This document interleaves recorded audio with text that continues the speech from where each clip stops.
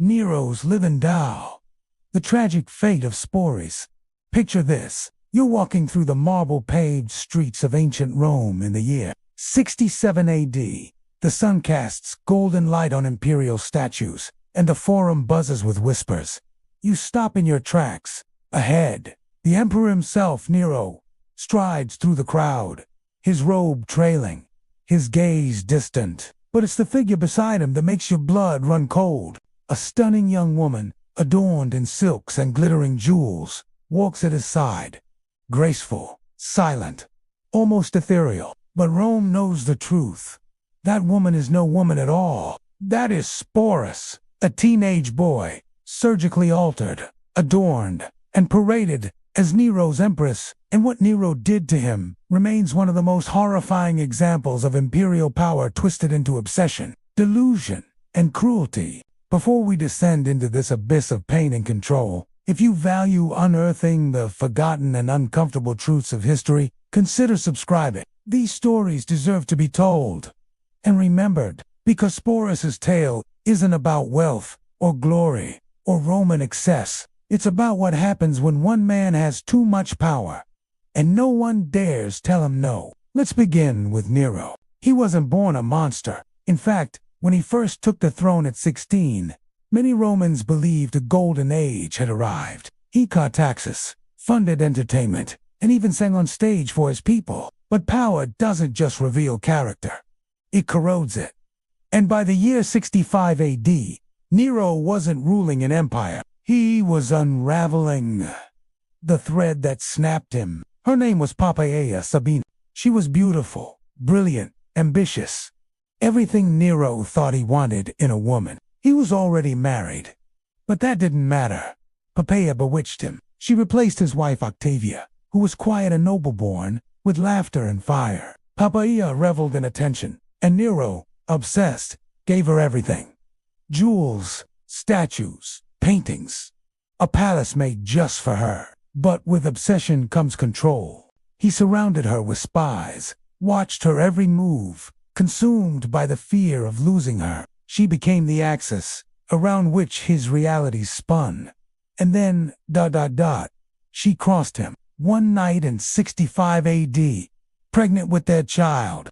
Poppaea argued with the emperor, perhaps about politics, or perhaps something as simple as his latest performance. And Nero, in a moment of blind rage, struck her. Some say it was one blow. Others say it was a savage beating. Either way, Poppaea collapsed, bleeding, dying. He had destroyed the one thing he could not replace. He screamed. He begged. He commanded her to live. He summoned the best physicians in Rome. But it was too late. She was gone.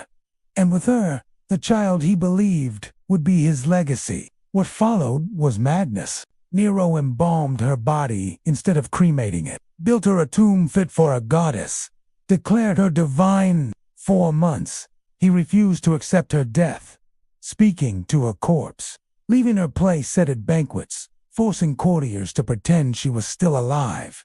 And then, he found Sporus, a boy, 14, maybe 15, raised in the palace, educated, trained to serve, a freedman, technically, but still powerless. And he had one fatal trait. He looked like her. Those eyes. That jaw, that delicate grace. It was like Poppaea had returned, and Nero, in his grief-fueled delusion, saw a chance to undo the past. But Sporus wasn't Poppaea, he was a boy. And to Nero, that was just a detail, one that could be fixed. He ordered the impossible. Doctors were summoned. Sporus was physically altered, castrated, mutilated, a brutal, irreversible act that left him unable to father children, stripped him of identity, and trapped him forever in someone else's image. And that was only the beginning. A new wardrobe was crafted, dresses modeled on Poppaeus. Makeup was applied. His hair was styled, his voice retrained, his posture corrected. He was renamed Sabina, and then Nero married him. A full imperial wedding, guests, vows, applause. Sporus, now Sabina, stood at Nero's side as his bride, and Rome watched in horror. not because of the gender of the bride, but because they knew the truth. This was not love. This was necromancy of the living. A boy forced into a dead woman's place, remade into a doll to soothe a madman's grief. From that day on, Sporus lived not as a person, but as a ghost. He sat beside Nero at dinners, dressed as the Empress. He was expected to remember memories he never lived, respond to stories that were never his, smile, nod, laugh, all in the voice of someone who no longer existed. And through it all, Nero clung to the fantasy. When he toured Greece, Sporus came with him. Presented to dignitaries as the Empress of Rome, Nero bragged about his wife, made foreign rulers bow to the illusion, never once acknowledging the nightmare he'd created. But then Nero fell. Rebellion spread. His enemies closed in. The Senate declared him a traitor. And as the empire turned against him, Nero fled the city, taking Sporus with him. Even then, even in exile, he clung to his creation. When Nero finally took his own life in 68 AD, and now, without Nero to protect him, he became a possession to be claimed. General after general took him in, each forcing him to remain in character, dressed as Poppaea, called by her name, a puppet passed from hand to hand, still playing the same role. Until one day, the new Emperor Vitellius had an idea. He planned to stage a public spectacle in the Colosseum, a reenactment of myth. Sporus would play the role of a violated maiden, publicly humiliated before thousands. That was the moment Sporus decided. No more.